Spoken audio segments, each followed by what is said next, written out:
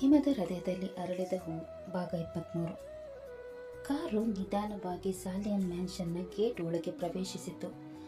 Car ಮನೆ ಹತ್ತಿರ ಬರುತ್ತಿದ್ದಂತೆ ರುದ್ರನಿಗೆ ನಿಧಾನವಾಗಿ ಎಚ್ಚರವಾಯಿತು. ಕಣ್ಣು ತೆರೆದ ತಕ್ಷಣ ತಾನು ಮೀರಾಳ ಭುಜದ ಮೇಲೆ ಹೊರಗೆ ಮಲಗಿದ್ದೆ ಅನ್ನುವುದು ಅವನಿಗೆ ಗೊತ್ತಾಯಿತು. ಒಂದು ಕ್ಷಣ ಅವನ ತುಟಿಗಳ ಮೇಲೆ ಸಣ್ಣ ನಗು ಮೂಡಿತು. ಇಷ್ಟೊತ್ತು ನನ್ನನ್ನು ಎಬ್ಬಿಸದ ಹಾಗೆ ಇರ್ಬಿಟ್ಲಾ? ಮನಸ್ಸಿನೊಳಗೆ ಖುಷಿಯ ನದಿ ಹರಿದರೂ ಹೊರಗಡೆ ಅದನ್ನು ತೋರಿಸಿಕೊಳ್ಳುವ ಪ್ರಶ್ನೆಯೇ ಇರಲಿಲ್ಲ. ತಕ್ಷಣ ತನ್ನ ಮುಖವನ್ನು ಗಂಭೀರವಾಗಿಸಿಕೊಂಡನು. ನಂತರ ಮೀರಾಳ ಕಡೆ ತಿರುಗಿ, ನನ್ನೇನು ಭುಜದ ಮೇಲೆ ನಿದ್ದೆ ಮಾಡ್ತಾ ಇದ್ದಾಗೆ ಎಬ್ಬಿಸಕ್ಕೆ ಆಗಿಲ್ವಾ ಎಂದು ಕೇಳಿದನು. ಮೀರಾ ಕೂಡಲೇ ಹುಪ್ಪು ಗಂಟೆಕ್ಕಿದಳು. ನಾನೇನು ಮಾಡಲಿ, ನೀವೇ ಬಂದು ಬಲಗಿದ್ರಿ ಎಂದು ಮನಸ್ಸಿನಲ್ಲಿ ಅಂದುಕೊಂಡಳು. ಆದರೆ ಏನು ಮಾತನಾಡಲಿಲ್ಲ. ಮುಂದೆ ಕುಳಿತಿದ್ದ ತಿಲಕ್ ಮಾತ್ರ ರುದ್ರನ ಮಾತು ಕೇಳಿ ನಗುವನ್ನು ಕಷ್ಟಪಟ್ಟು ತಡೆದುಕೊಂಡನು. ಆಹಾ, ಎಂಥ ಮಹಾನ್ ಕಲಾವಿದ ನಮ್ಮ ಬಾಸ್. ಇಷ್ಟು ಹೊತ್ತು ಮೇಡಮ್ ಭುಜದ ಮೇಲೆ ಆರಾಮವಾಗಿ ಮಲಗಿದ್ರು, ಈಗ ಎದ್ದ ತಕ್ಷಣ ಅವರನ್ನೇ ಬೈತಾ ಇದ್ದಾರೆ ಎಂದು ಮನಸ್ಸಿನಲ್ಲಿ ಅಂದುಕೊಂಡನು. ಮೇಡಮ್ ಎಬ್ಬಿಸಿದ್ರೆ ಯಾಕೆ ಎಬ್ಬಿಸಿದೆ ಅಂತ ಕೇಳ್ತಿದ್ರು, ಎಬ್ಬಿಸಿಲ್ಲ ಅಂದರೆ ಯಾಕೆ ಎಬ್ಬಿಸಲಿಲ್ಲ ಅಂತ ಕೇಳ್ತಾ ಇದ್ದಾರೆ. ಪ್ರೀತಿಯಲ್ಲಿ ಬಿದ್ದ ಮೇಲೆ ನಮ್ಮ ಬಾಸ್ ಕೂಡ ಸಾಮಾನ್ಯ ಮನುಷ್ಯರಂತ ವರ್ತಿಸ್ತಾ ಇದ್ದಾರೆ. ತಿಲಕ್ ಮುಖದಲ್ಲಿ ಮೂಡಿದ್ದ ನಗುವನ್ನು ನೋಡಿ ರುದ್ರ ಅವನತ್ತ ಕಣ್ಣರಳಿಸಿದನು. ಕೂಡಲೇ ತಿಲಕ್ ಕಿಟಕಿಯ ಕಡೆ ಮುಖ ತಿರುಗಿಸಿಕೊಂಡನು. ಆದರೆ ಮನಸ್ಸಿನೊಳಗೆ ಮಾತ್ರ ಇನ್ನೂ ನಗುತ್ತಲೇ ಇದ್ದನು. ಮೊದಲು ಕಾರಿನಿಂದ ಇಳಿದ ಮೀರಾ ನಿಧಾನವಾಗಿ ರುದ್ರನ ಕೈ ಹಿಡಿದು ಕೆಳಗಿಳಿಸಿದಳು. ತಿಲಕ್ ಕೂಡ ಅವಳಿಗೆ ಸಹಾಯ ಮಾಡಿದನು. ಅಷ್ಟರಲ್ಲಿ ಮನೆಯೊಳಗಿಂದ ಶೌರ್ಯ ಮತ್ತು ಇಶಿಕಾ ಹೊರಗೆ ಬಂದರು. ರುದ್ರ ಮೀರಾಳನ್ನು ಹಿಡಿದು ಬರುತ್ತಿರುವುದನ್ನು ನೋಡಿದ ಇಶಿಕಾಳ ಮುಖ ಗಟ್ಟಿಯಾಯಿತು. ಕೋಪ ಅವಳೊಳಗೆ ಕುದಿಯತೊಡಗಿತು. ಆದರೆ ಏನು ಮಾತನಾಡದೆ ಮೌನವಾಗಿ ನಿಂತಳು. ಇತ್ತ ಶೌರ್ಯ ಮಾತ್ರ ಆ ದೃಶ್ಯವನ್ನು ನೋಡಿ ಅವರ ಹತ್ತಿರ ಬಂದನು. ಮೀರಾಳ ಕಡೆ ನೋಡಿ, ನೀವು ಬಿಡಿ ಎಂದನು. ಅತ್ತಿಗೆ ಎಂದು ಕರೆಯಲು ಮನಸ್ಸಾಗದೆ ಉದ್ದೇಶಪೂರ್ವಕವಾಗಿ ನೀವು ಎಂದು ಸಂಬೋಧಿಸಿದನು.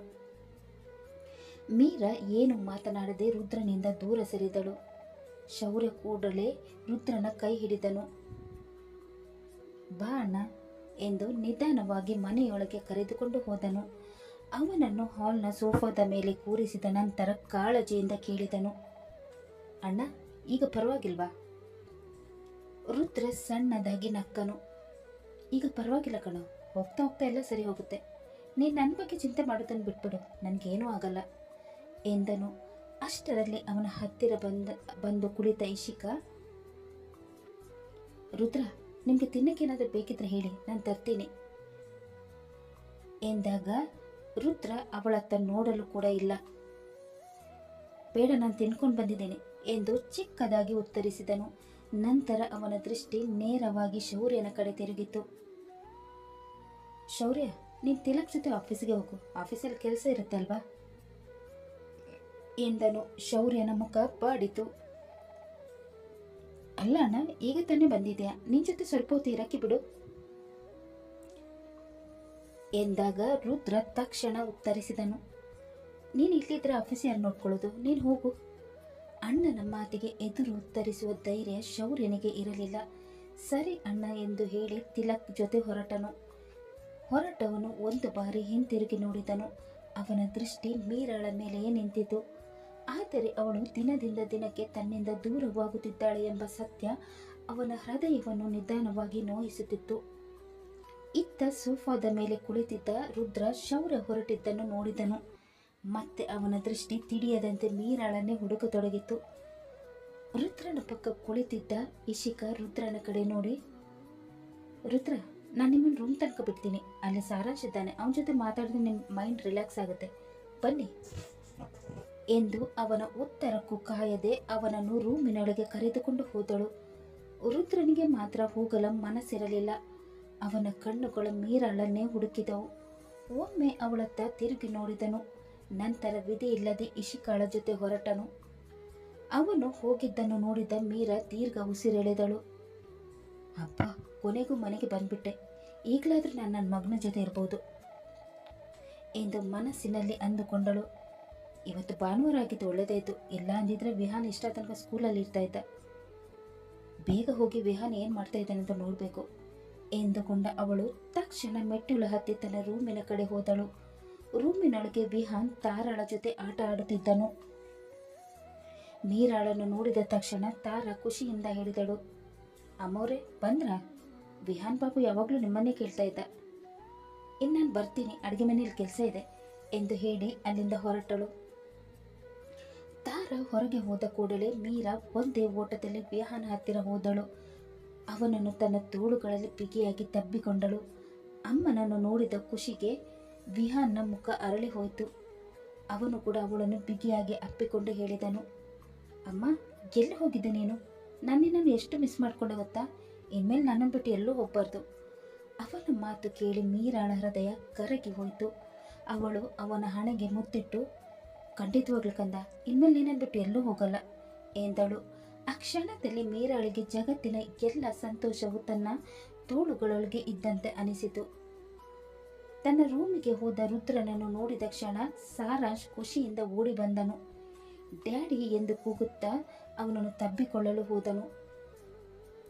ಅಷ್ಟರಲ್ಲಿ ಅವನನ್ನು ತಡೆದ ಇಶಿಕಾ, ಸಾರಾಂಶ್, ಡ್ಯಾಡಿಗೆ ಕೈಗೆ ಏಟಾಗಿರೋದು ಮರ್ತು ಬಿಟ್ಟೆಯಾ? ನಿಧಾನ, ಇಲ್ಲಾಂದ್ರೆ ಅವ್ರಿಗೆ ನೋವಾಗುತ್ತೆ ಎಂದಳು. ಸಾರಾಂಶ್ ತಕ್ಷಣ ನಿಂತನು. ಸಾರಿ ಮಮ್ಮಿ, ಎಕ್ಸೈಟ್ಮೆಂಟಲ್ಲಿ ಆ ಥರ ಮಾಡೋಕ್ಕೆ ಹೋದೆ, ಸಾರಿ ಡ್ಯಾಡಿ. ಅವನ ಮುಖ ನೋಡಿ ರುದ್ರನ ಮುಖದಲ್ಲಿ ಸಣ್ಣ ನಗು ಮೂಡಿತು. ಅವನು ಸಾರಾಂಶ್ನನ್ನು ತನ್ನ ಹತ್ತಿರ ಎಳೆದುಕೊಂಡು ತಬ್ಬಿಕೊಂಡನು. ಡ್ಯಾಡಿ, ಈಗ ಕೈಗೆ ಹೇಗಿದೆ ಎಂದು ಸಾರಾಂಶ್ ಕೇಳಿದನು. ರುದ್ರ ಅವನ ತಲೆ ಸವರುತ್ತಾ, ಈಗ ಸ್ವಲ್ಪ ಕಮ್ಮಿ ಇದೆ ಎಂದನು. ಆದರೆ ಮುಂದಿನ ಕ್ಷಣ ಸಾರಾಂಶ್ ಹೇಳಿದ ಮಾತು ರುದ್ರನ ಮುಖವನ್ನು ಗಟ್ಟಿಗೊಳಿಸಿತು. ಡ್ಯಾಡಿ, ನೀವು ಪೂರ್ತಿ ಗುಣವಾದ್ಮೇಲೆ ನನ್ನ ಜೊತೆನೇ ಇರಬೇಕು. ಆ ಹೋಮ್ ರೆಕ್ಕರನ ಜೊತೆ ಹೋಗಬಾರ್ದು, ಅವ್ರ ಮಗನ ಜೊತೆ ಸೇರಬಾರ್ದು ಎಂದನು. ಆ ಮಾತು ಕೇಳಿದ ರುದ್ರನ ಕಣ್ಣುಗಳಲ್ಲಿ ಕೋಪ ಮಿಂಚಿತು. ಮೊದಲ ಬಾರಿಗೆ ಅವನು ಸಾರಾಂಶನ ಮೇಲೆ ಗಟ್ಟಿಯಾಗಿ ಮಾತಾಡಿದನು. ಸಾರಾಂಶ್ ಎಂದು ಕರೆದವನ ಧ್ವನಿ ಕಠಿಣವಾಗಿತ್ತು. ನಿನ್ನೆ ತಾನೇ ನಿಂಗೆ ಹೇಳಿದೆ ಆ ಥರ ಮಾತಾಡಬಾರ್ದು ಅಂತ, ಯಾಕೆ ನಿನ್ಗೆ ಅರ್ಥ ಆಗಲ್ವಾ? ರುದ್ರನ ಕೋಪದ ಧ್ವನಿ ಕೇಳಿಕೊಂಡಾಗ ಅವನ ಕಣ್ಣುಗಳು ನೀರಿನಿಂದ ತುಂಬತೊಡಗಿದವು. ಅದನ್ನು ನೋಡಿದ ಇಶಿಕಾ ಕೂಡಲೇ ಅವನ ಹತ್ತಿರ ಬಂದು ಅವನನ್ನು ತಬ್ಬಿಕೊಂಡಳು. ನಂತರ ರುದ್ರನ ಕಡೆ ತಿರುಗಿ, ರುದ್ರ, ಅವನ ಮಗು, ಅವನಿಗೆ ಏನು ಮಾತಾಡ್ಬೇಕು ಏನು ಮಾತಾಡಬಾರ್ದು ಅಂತ ಗೊತ್ತಾಗಲ್ಲ, ನೀವು ಯಾಕೆ ಅವನಿಗೆ ಹೀಗೆ ಗದರ್ತೀರಾ ಎಂದಳು. ರುದ್ರ ಅವಳತ್ತ ನೇರವಾಗಿ ನೋಡಿದನು. ಮಗು ಅಂತ ಹೇಳಿ ಎಲ್ಲವನ್ನು ಸರಿ ಅಂತ ಹೇಳಕ್ಕಾಗಲ್ಲ. ಅವನಿಗೆ ಯಾರು ಈ ಮಾತುಗಳನ್ನು ಕಲಿಸ್ತಾ ಇದ್ದಾರೆ ಅನ್ನೋದು ನನಗೆ ಚೆನ್ನಾಗಿ ಗೊತ್ತಿದೆ. ಆ ಮಾತು ಕೇಳಿ ಇಶಿಕಾಳ ಮುಖ ಒಂದು ಕ್ಷಣ ಬದಲಾಯಿತು. ರುದ್ರ ಮುಂದುವರಿಸಿದನು, ಸಾರಾಂಶ್ ನನ್ನ ಮಗ, ಅವನ ಮನಸ್ಸಲ್ಲಿ ದ್ವೇಷದ ಬೀಜ ಬಿತ್ತಬೇಡ, ಅದು ಅವನ ಭವಿಷ್ಯಕ್ಕೆ ಒಳ್ಳೆಯದಲ್ಲ. ಆ ಮಾತು ಕೇಳಿದ ಇಶಿಕಾ ಮೌನವಾದಳು. ಆದರೆ ಒಳಗೊಳಗೆ ಅವಳ ಕೋಪ ಮತ್ತಷ್ಟು ಹೆಚ್ಚಾಗಿತ್ತು.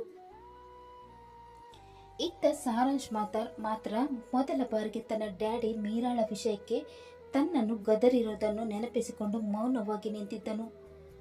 ರುದ್ರನ ಮಾತು ಕೇಳಿ ಒಂದು ಕ್ಷಣ ಮೌನವಾದ ಇಶಿಕಾ ನಂತರ ಕೋಪದಿಂದ ಅವನತ್ತ ನೋಡುತ್ತಾ ಹೇಳಿದಳು, ರುದ್ರ, ನಾನು ಯಾಕೆ ನನ್ನ ಮಗನ ಮನಸ್ಸಲ್ಲಿ ದ್ವೇಷದ ಬೀಜ ಬಿತ್ತಲಿ? ಅಷ್ಟಕ್ಕೂ ನಾನು ಯಾಕೆ ಆ ರೀತಿ ಮಾಡಲಿ? ನೀವು ಸೆಕೆಂಡ್ ಮ್ಯಾರೇಜ್ ಮಾಡ್ಕೊಂಡು ಬಂದರೂ ನಾನು ಅದನ್ನು ಸಹಿಸ್ಕೊಂಡಿದ್ದೀನಿ. ಯಾವಾಗಲೂ ಅವಳ ಜೊತೆ ಓಡಾಡ್ತೀರಾ, ಅದನ್ನು ಕೂಡ ಸಹಿಸ್ಕೊಂಡಿದ್ದೀನಿ. ಅವಳ ಕಣ್ಣುಗಳು ಕೋಪದಿಂದ ಕೆಂಪಾಗಿದ್ದವು. ಈಗ ನೋಡಿದರೆ ಅವಳಿಗೋಸ್ಕರ ನನ್ನ ಮಗನ ಮೇಲೆ ತಿರುಗಿ ಬೀಳ್ತೀರಾ? ಅವಳು ಅದೇನು ಮೋಡಿ ಮಾಡಿದ್ದಾಳೆ ಅಂತ ಅವಳ ಪರ ವಹಿಸ್ಕೊಂಡು ಮಾತಾಡ್ತೀರಾ? ಮಗು ಅಂತ ನೋಡಿದ ಅವನಿಗೆ ಬೈದ್ರಿ ಅಲ್ವಾ? ನಿಮ್ಗೆ ಒಂಚೂರು ಕರುಣೆ ಅಲ್ವಾ ಎಂದು ಕೇಳಿದಳು. ರೂಮಿನಲ್ಲಿ ಕೆಲವು ಕ್ಷಣ ಮೌನ ಆವರಿಸಿತು. ಸಾರಾಂಶ್ ಹೆದರಿಕೊಂಡು ಒಮ್ಮೆ ತನ್ನ ಅಮ್ಮನ ಮುಖ ನೋಡಿದನು. ರುದ್ರ ನಿಧಾನವಾಗಿ ಎದ್ದು ನಿಂತನು. ಸಾಕು ಇಶಿಕಾ. ಅವನ ಧ್ವನಿ ಶಾಂತವಾಗಿತ್ತು, ಆದರೆ ಅದರೊಳಗೆ ಎಚ್ಚರಿಕೆ ಸ್ಪಷ್ಟವಾಗಿತ್ತು. ನಾನು ಅವನಿಗೆ ಬೈದಿದ್ದವ ನನ್ನ ಮಗ ಅಂತ. ಬೇರೆಯವ್ರ ಮಗ ಆಗಿದ್ದರೆ ನನಗೆ ತಲೆನೋವು ಇರ್ತಿರ್ಲಿಲ್ಲ. ತಪ್ಪು ಮಾಡಿದಾಗ ತಿದ್ದೋದು ಕರುಣೆ ಇಲ್ಲ ಅನ್ನೋದಕ್ಕೆ ಅರ್ಥ ಅಲ್ಲ. ಇಶಿಕಾ ಏನೋ ಹೇಳಲು ಬಾಯಿ ತೆರೆದಳು, ಆದರೆ ರುದ್ರ ಅವಳನ್ನು ತಡೆದನು. ಇನ್ನೊಂದು ಮಾತು, ಮೀರಾಳ ಬಗ್ಗೆ ಕೆಟ್ಟದಾಗಿ ಮಾತಾಡೋ ಹಕ್ಕು ಈ ಮನೆಯಲ್ಲಿ ಯಾರಿಗೂ ಇಲ್ಲ. ಅವಳು ನಿಂತಾರೆ ಈ ಮನೆ ಸೊಸೆ. ನಿನ್ಗೆ ಹೇಗೆ ಇಲ್ಲಿ ಇರೋಕ್ಕೆ ಹಕ್ಕು ಇದೆ, ಅವಳಿಗೂ ಕೂಡ ಹಾಗೇನೇ ಇದೆ. ಆ ಮಾತು ಕೇಳಿ ಇಶಿಕಾಳ ಮುಖ ಬಿಳಿಚಿತು. ರುದ್ರ ಎಂದು ಕೋಪದಿಂದ ಕರೆದಳು. ಆದರೆ ಅವನು ಅವಳ ಮಾತನ್ನು ಲೆಕ್ಕಿಸಲೇ ಇಲ್ಲ. ನಂತರ ಸಾರಾಂಶನ ಹತ್ತಿರ ಹೋಗಿ ಅವನ ಭುಜದ ಮೇಲೆ ಕೈ ಇಟ್ಟನು. ಸಾರಾಂಶ್, ಒಳ್ಳೆ ಹುಡುಗರು ಯಾರನ್ನು ದ್ವೇಷ ಮಾಡಲ್ಲ, ಅರ್ಥ ಆಯ್ತಾ? ಸಾರಾಂಶ್ ನಿಧಾನವಾಗಿ ತಲೆ ಆಡಿಸಿದನು. ಆದರೆ ಅವನ ಮನಸ್ಸಿನಲ್ಲಿ ಗೊಂದಲ ತುಂಬಿತ್ತು. ಯಾಕಂದರೆ ಒಂದು ಕಡೆ ಅವನ ಅಮ್ಮ, ಇನ್ನೊಂದು ಕಡೆ ಅವನು ತುಂಬ ಪ್ರೀತಿಸುವ ಡ್ಯಾಡಿ ಇಬ್ಬರು ವಿರುದ್ಧ ದಿಕ್ಕಿನಲ್ಲಿ ನಿಂತಿದ್ದರು. ಇಶಿಕಾ ಕೋಪದಿಂದ ಸಾರಾಂಶನ ಕೈ ಹಿಡಿದು ಎದ್ದು ನಿಂತಳು. ಬಾ ಸಾರಾಂಶ್, ನಾವು ಸ್ವಲ್ಪ ಫ್ರೆಂಡ್ ಮನೆಗೆ ಹೋಗಿ ಬರೋಣ ಎಂದಳು. ಸಾರಾಂಶ್ ಕೂಡ ಮೌನವಾಗಿ ಅವಳ ಹಿಂದೆ ನಡೆದನು. ಹೊರಗೆ ಹೋಗುವ ಮುನ್ನ ಇಶಿಕಾ ಒಮ್ಮೆ ರುದ್ರನತ್ತ ತಿರುಗಿ ನೋಡಿದಳು. ಅವಳ ಕಣ್ಣುಗಳಲ್ಲಿ ಕೋಪ ಸ್ಪಷ್ಟವಾಗಿ ಕಾಣುತ್ತಿತ್ತು. ಮುಂದಿನ ಕ್ಷಣ ಇಬ್ಬರು ಅಲ್ಲಿಂದ ಹೊರಟು ಹೋದರು. ರೂಮಿನಲ್ಲಿ ಮೌನ ಆವರಿಸಿತು. ರುದ್ರ ದೀರ್ಘ ನಿಟ್ಟುಸಿರು ಬಿಟ್ಟನು. ನಂತರ ಸೋಫಾದ ಮೇಲೆ ತಲೆ ಒರಗಿಸಿಕೊಂಡು ಕಣ್ಣು ಮುಚ್ಚಿದನು. ನಾನು ಸ್ವಲ್ಪ ಜಾಸ್ತಿನೇ ಮಾಡ್ಬಿಟ್ನಾ ಎಂದು ಮನಸ್ಸಿನಲ್ಲಿ ಅಂದುಕೊಂಡನು. ಅವನ ಕಣ್ಣ ಮುಂದೆ ಸಾರಾಂಶನ ಹೆದರಿದ ಮುಖ ತೇಲಿ ಬಂದಿತು. ಸಾರಾಂಶತೆ ನಾನು ಸ್ವಲ್ಪ ಕಠೋರವಾಗಿ ವರ್ತಿಸ್ತಾ ಏನು ಮಾಡಿದೆ ನಾನು? ಮಗುವಿನ ಮೇಲೆ ಜೋರಾಗಿ ಗದರಿಬಿಟ್ಟೆ. ಕ್ಷಣಕಾಲ ಅವನಿಗೆ ಬೇಸರವಾಯಿತು. ಆದರೆ ಮುಂದಿನ ಕ್ಷಣ ಸಾರಾಂಶ್ ಹೇಳಿದ ಮಾತು ನೆನಪಿಗೆ ಬಂತು. ಆ ಹೋಮ್ ರೆಕ್ಕರ್ ಜೊತೆ ಹೋಗಬಾರ್ದು, ಅವರ ಮಗನ ಜೊತೆ ಸೇರಬಾರ್ದು. ಆ ಮಾತುಗಳು ಅವನ ಮನಸ್ಸನ್ನು ಮತ್ತೆ ಚುಚ್ಚಿದವು. ಇಲ್ಲ, ಅವನು ಮಾತಾಡಿದ್ದು ಸರಿ ಇರಲಿಲ್ಲ. ಮುಂಚೆ ಅವನು ಈ ಥರ ಇರಲಿಲ್ಲ. ಯಾರ ಬಗ್ಗೆಯೂ ದ್ವೇಷದಿಂದ ಮಾತಾಡ್ತಾ ಇರಲಿಲ್ಲ. ರುದ್ರನ ಮುಖ ಗಂಭೀರವಾಯಿತು. ಇಶಿಕಾಳ ಅವನಿಗೆ ಇದೆಲ್ಲ ಹೇಳ್ಕೊಟ್ಟಿರ್ಬೇಕು, ಇಲ್ಲಾಂದ್ರೆ ಅವನು ಈ ಥರ ಮಾತಾಡೋಕ್ಕೆ ಸಾಧ್ಯನೇ ಇಲ್ಲ. ಅವನ ಮುಷ್ಟಿಗಳು ಬಿಗಿಯಾದವು.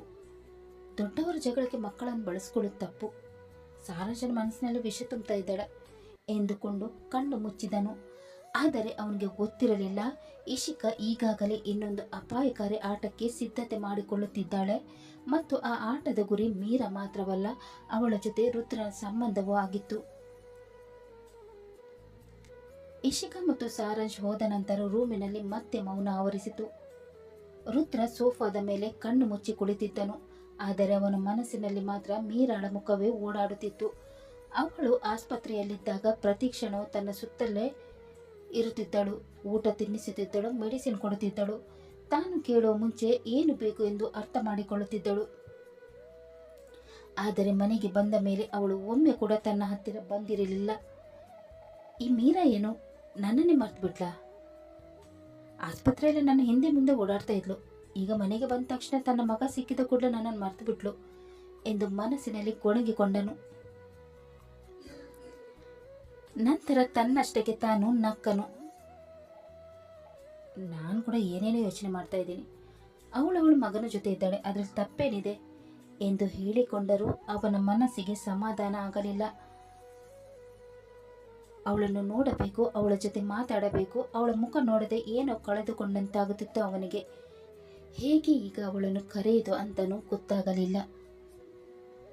ಸುಮ್ಮನೆ ಬಾ ಅಂದರೆ ಕರೆದ್ರೆ ಬರ್ತಾಳ ಅಥವಾ ನೋಗ್ತಾ ಇದೆ ಅಂತ ಹೇಳ್ಬೇಕಾ? ಆ ಯೋಚನೆ ಬಂದ ತಕ್ಷಣ ರುದ್ರನ ತುಟಿಗಳ ಮೇಲೆ ಕಿರುನಗೆ ಮೂಡಿತು. ಹೌದು, ಅದು ಚೆನ್ನಾಗಿದೆ. ಅವಳಿಗೆ ನನ್ನನ್ನು ಬಿಟ್ಟು ಇರಕ್ಕಾಗಲ್ಲ. ಒಂದ್ಸಲ ಕರೆದ್ರೆ ಓಡಾಡ್ಕೊಂಡು ಬರ್ತಾಳ ಅಂತ ಅಂದುಕೊಳ್ಳುತ್ತಾ ಅವನ ದೃಷ್ಟಿ ಬಾಗಿಲಿನ ಕಡೆ ಹೋಯಿತು. ಮೀರಾ ವಿಹಾನ್ ಜೊತೆ ಆಟ ಆಡುತ್ತಾ ಕುಳಿತಿದ್ದಳು. ಅಷ್ಟರಲ್ಲಿ ವಿಹಾನ್ ಅವಳ ಮಡಿಲಲ್ಲಿ ತಲೆ ಇಟ್ಟು, ಅಮ್ಮ, ನನಗೇನಾದರೂ ತಿನ್ಬೇಕಂತ ಅನಿಸ್ತಾ ಇದೆ, ತರ್ತೀಯಾ ಎಂದು ಕೇಳಿದನು. ಸರಿ ಕಂದ ಎಂದು ಹೇಳಿ ಅವಳು ಎದ್ದು ನಿಂತಳು. ಅಷ್ಟರಲ್ಲಿ ಅವಳಿಗೆ ಹಿಂದೆ ನಡೆದ ಘಟನೆ ನೆನಪಾಯಿತು. ಇಶಿಕಾ ಕೆಲಸದವರ ಜೊತೆ ಸೇರಿ ತನ್ನನ್ನು ಅವಮಾನಿಸಿದ ಕ್ಷಣಗಳು, ಅವರ ಮಾತುಗಳು, ತಾನು ಅನುಭವಿಸಿದ್ದನ್ನು ಎಲ್ಲವೂ ಒಂದೊಂದಾಗಿ ಅವಳ ಕಣ್ಣ ಮುಂದೆ ಬಂದವು. ಕ್ಷಣ ಮಾತ್ರಕ್ಕೆ ಅವಳ ಹೃದಯ ಭಯದಿಂದ ಬಡಿದುಕೊಳ್ಳತೊಡಗಿತು. ಆದರೆ ಮುಂದಿನ ಕ್ಷಣ ಅವಳು ವಿಹಾನ್ ಕಡೆ ನೋಡಿದಳು. ನಂತರ ತನ್ನೊಳಗೆ ತಾನೇ ಧೈರ್ಯ ತುಂಬಿಕೊಂಡಳು. ರುದ್ರ ಸರಿ ಇರುವಾಗ ನಾನು ಯಾರಿಗೂ ಹೆದರ್ಕೊಳ್ಳೋ ಅವಶ್ಯಕತೆ ಇಲ್ಲ. ಆ ಯೋಚನೆ ಬಂದ ಕ್ಷಣ ಅವಳ ಮುಖದಲ್ಲಿ ಧೈರ್ಯ ಮೂಡಿತು. ಇರು ಕಂದ, ಈಗಲೇ ಏನಾದರೂ ಮಾಡ್ಕೊಂಡು ಬರ್ತೀನಿ ಎಂದು ವಿಹಾನ್ಗೆ ಹೇಳಿ ಮೆಟ್ಟಿಲು ಇಳಿಯತೊಡಗಿದಳು. ಅವಳು ಕೆಳಗೆ ಬರುತ್ತಿರುವುದನ್ನು ನೋಡಿದ ರುದ್ರನ ಕಣ್ಣುಗಳು ಹೊಳೆಯತೊಡಗಿದವು. ಓ, ಇವಳು ನನ್ನನ್ನೇ ನೋಡ್ಕೊ ಬರ್ತಾ ಇದ್ದಾಳೆ. ಎಂದು ಮನಸ್ಸಿನಲ್ಲಿ ಖುಷಿಪಟ್ಟನು. ಆದರೆ ಮುಂದಿನ ಕ್ಷಣ ಮೀರಾ ತನ್ನ ಕಡೆ ಬರದೆ ನೇರವಾಗಿ ಕಿಚನ್ ಕಡೆ ನಡೆಯುತ್ತಿರುವುದನ್ನು ನೋಡಿ ಅವನಿಗೆ ನಿರಾಸೆಯಾಯಿತು. ಇವಳೇನು ನನ್ನ ಹತ್ರ ಬರ್ತಾಳಂದ್ರೆ ಕಿಚನ್ ಕಡೆ ಹೋಗ್ತಾ ಇದ್ದಾಳಲ್ಲ, ಈಗ ಏನು ಮಾಡಲಿ, ಇವಳನ್ನು ಹೇಗೆ ನನ್ನ ಹತ್ರ ಕರೆಸ್ಕೊಳ್ಳಿ ಎಂದು ಯೋಚಿಸುತ್ತಾ ಕುಳಿತನು. ಅಷ್ಟರಲ್ಲಿ ಅವನ ತಲೆಯಲ್ಲಿ ಒಂದು ಕುತಂತ್ರದ ಪ್ಲಾನ್ ಹೊಳೆಯಿತು. ಕತೆ ಮುಂದುವರಿಯುವುದು. ಮೀರಾಳನ್ನು ತನ್ನ ಹತ್ತಿರ ಕರೆಸಿಕೊಳ್ಳಲು ರುದ್ರ ಯಾವ ಹೊಸ ಪ್ಲಾನ್ ಮಾಡುತ್ತಾನೆ? ಮೀರಾಳ ಮನಸ್ಸಿನಲ್ಲಿ ರುದ್ರನ ಬಗ್ಗೆ ಮೂಡುತ್ತಿರುವ ಹೊಸ ಭಾವನೆಗಳೇನು? ಶೌರ್ಯನ ಏಕಪಕ್ಷೀಯ ಪ್ರೀತಿ ಯಾವ ತಿರುವು ಪಡೆಯಲಿದೆ? ಇಶಿಕಾಳ ಮುಂದಿನ ಸಂಚು ರುದ್ರ ಮತ್ತು ಮೀರಾಳ ಸಂಬಂಧದ ಮೇಲೆ ಯಾವ ಪರಿಣಾಮ ಬೀರುತ್ತದೆ? ಈ ಎಲ್ಲ ಪ್ರಶ್ನೆಗಳಿಗೆ ಉತ್ತರ ತಿಳಿಯಲು ಮುಂದಿನ ಸಂಚಿಕೆಯನ್ನು ತಪ್ಪದೆ ಓದಿ. ಅಲ್ಲಿ ತನಗೆ ಈ ಕತೆ ನಿಮಗೆ ಇಷ್ಟವಾದಲ್ಲಿ ಲೈಕ್ ಮಾಡಿ, ಶೇರ್ ಮಾಡಿ ಮತ್ತು ಸಬ್ಸ್ಕ್ರೈಬ್ ಮಾಡೋದನ್ನು ಮಾತ್ರ ಮರಿಬೇಡಿ. ಹಾಗೆ ಕತೆ ಹೇಗಿದೆ ಅಂತ ಕಮೆಂಟ್ ಬಾಕ್ಸಲ್ಲಿ ತಿಳಿಸಿ. ಮುಂದಿನ ಸಂಚಿಕೆಯಲ್ಲಿ ಮತ್ತೆ ಭೇಟಿಯಾಗೋಣ. ಧನ್ಯವಾದಗಳು.